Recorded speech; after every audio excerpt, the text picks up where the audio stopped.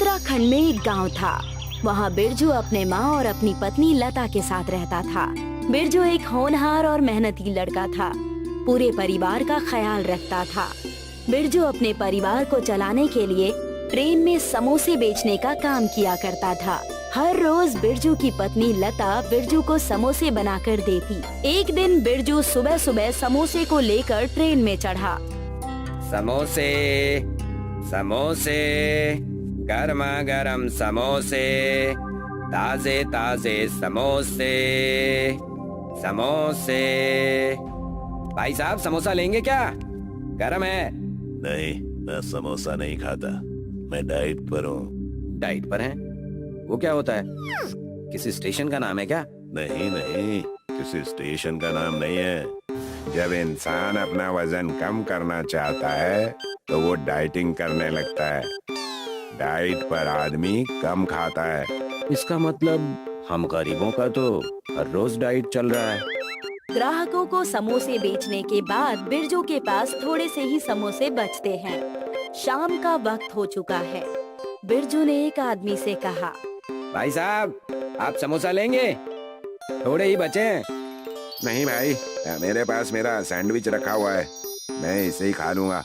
ये क्या होता है सैंडविच? जिस इंसान को बाहर का खाना पसंद नहीं आता ना, वो इसे खाता है। ये लो, तुम भी खाकर देखो। वो आदमी बिरजू को एक सैंडविच देता है, जिसे खाकर बिरजू कहता है, ये तो स्वादिष्ट बना है। अब से मैं सैंडविच भी बेचूंगा। समोसे के साथ सैंडविच, दोनों से कमाई होगी। इतना कहकर बिरजू घर चला जाता है और सारी बातें अपनी माँ और पत्नी लता को बताता है। हमें अब समोसे के साथ साथ सैंडविच भी बेचना चाहिए। इससे लोगों की सेहत भी बनी रहेगी और हमारा व्यापार भी बहुत अच्छा चलेगा। सेहत का तो ठीक है, लेकिन हम इसे बनाएंगे कैसे? और हमारी आमदनी नहीं हुई तो? लता सही कह रही है। बिरजू बेटे, एक काम करना, कुछ दिन तुम सिर्फ सैंडविच ही बेचना समोसे की जगह। शायद हमारा व्यापार चल जाए। मैं आपको कल से ही सैंडविच बनाकर देने लगूंगी। घर वालों की बात सुनकर बिरजू ऐसा ही करता है और समोसे की जगह सैंडविच लेकर ट्रेन में बेचने चला जाता है और पहले ही दिन थोड़ी कमाई करके घर लौट आता है। आधे से कम सैंडविच बिके हुए देखकर लता और माँ जी ने कहा, निराश ना हो बिरजू, ये तो आज पहला ही दिन है। कल फिर से चले जाना, कल तुम्हारा अच्छा व्यापार होगा। कल की तैयारी मैंने आज ही कर ली है। हम जैसे तरह तरह के समोसे बेचा करते थे, वैसे ही हम कल से अलग अलग तरीके के सैंडविच बेचेंगे। अलग तरीके? कैसी सैंडविच बेचेंगे? कहना क्या चाहती हो? हम कल पहाड़ी सैंडविच बेचेंगे। पहाड़ी सैंडविच यानी ऐसी सैंडविच, इस एक सैंडविच से पूरे परिवार का पेट भर सके, ऐसी सैंडविच। लेकिन बहू, इसका खर्चा हम कैसे देखेंगे? पहाड़ी सैंडविच बनाने के लिए हमें और खर्च करना होगा ना, और अगर व्यापार नहीं चला तो हमारे पैसे बर्बाद हो जाएंगे। हमें ये कदम उठाना ही होगा, वरना हम ऐसे ही पछताएंगे। सबके मान जाने पर लता पहाड़ी सैंडविच बनाती है। दूसरे दिन बिरजू पहाड़ी सैंडविच का एक बड़ा सा टोकरा लेकर ट्रेन में बेचने के लिए चला जाता है। सैंडविच, पहाड़ी सैंडविच, जो खाए मुस्कुराए, जो न खाए वो पछताए। सैंडविच, पहाड़ी सैंडविच। बिरजू के पहाड़ी सैंडविच पहले कुछ ही घंटों में ही पूरे बिक जाते हैं। वो खुश होकर ये बात घर आकर बताता है और माँ जी सारी शाबाशी लता को देकर कहती है, बहुत अच्छी तरकीब निकाली बहू तुमने, मजा आ गया। धन्यवाद माँ जी, लेकिन ये तो मेरा फर्ज था। समय बीत रहा था। बिरजू के पहाड़ी सैंडविच बहुत प्रचलित हो गए थे। कई बार तो सारे सैंडविच स्टेशन पर ही बिक जाते थे। बिरजू ट्रेन पर चढ़ ही नहीं पाता था। लेकिन बिरजू के साथ एक एक्सीडेंट हो गया। डॉक्टर ने बिरजू को पूरे 6 महीने के लिए बेड रेस्ट कह दिया। मानो पूरा परिवार टूट सा गया। माँ जी और लता दोनों ही निराश हो गए। 6 महीने का आराम यानी बेड रेस्ट सुनकर बिरजू और लता के मानो होश ही उड़ गए हो। आपको 6 महीने तक आराम करना है? अगर आपने अपनी रीढ़ की हड्डी पर ज्यादा जोर लगाया तो खतरा और भी बढ़ सकता है। अपना ख्याल रखिए और ये दवाइयाँ खाते रहिएगा। तभी लता और माजी उससे कहते हैं, ये हमारे परिवार में कैसी विपदा आ गई है।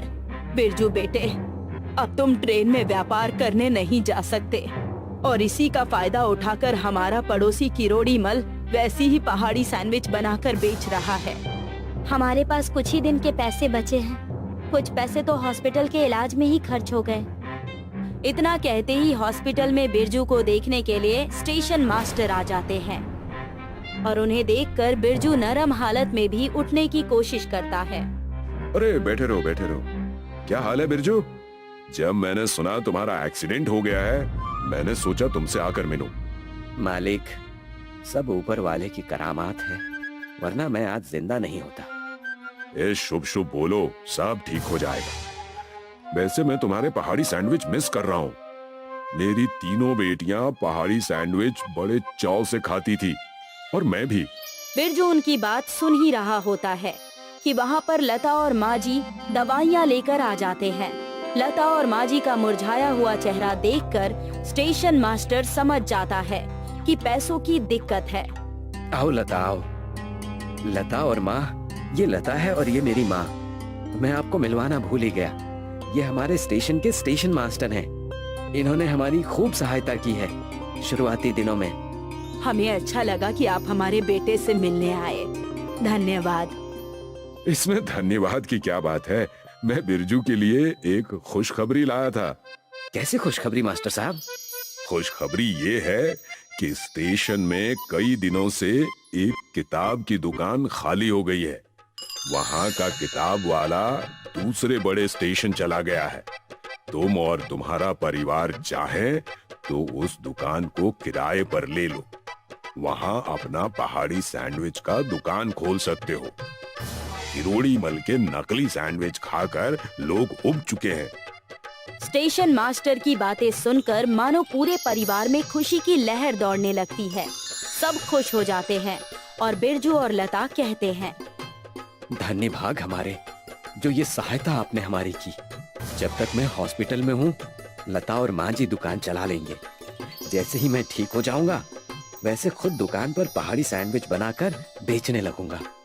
दुकान खुलने से हमारे ग्राहक स्थायी हो जाएंगे और हमारी आमदनी भी बढ़ जाएगी। नेकी और पूछ पूछ, ये हम जल्दी ही करना चाहेंगे। स्टेशन मास्टर की बातें सुनकर बिरजू स्टेशन पर दुकान किराए पर ले लेता है।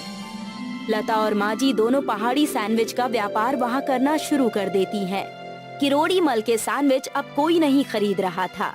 कुछ दिन के अच्छे व्यापार से उन्होंने दुकान का किराया भर दिया और माजी ने स्टेशन मास्टर को धन्यवाद दिया। बिरजू की तबीयत भी अब ठीक होने लगती है और बिरजू अपनी दुकान पर ठाठ से और बड़े ही गर्व के साथ पहाड़ी सैंडविच बेचता है और पूरा परिवार खुशी खुशी रहने लगता है।